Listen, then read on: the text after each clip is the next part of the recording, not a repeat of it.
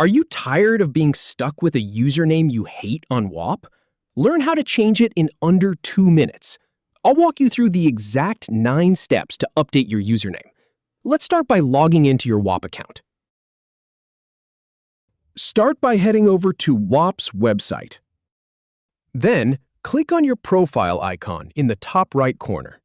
From the drop-down that appears, select View Profile. On your profile page, go ahead and click the Edit Profile button.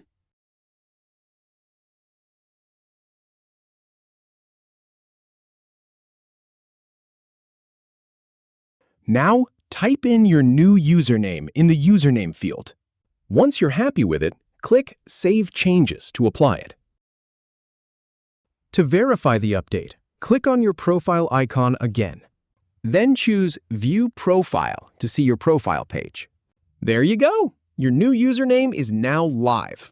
That's all there is to it.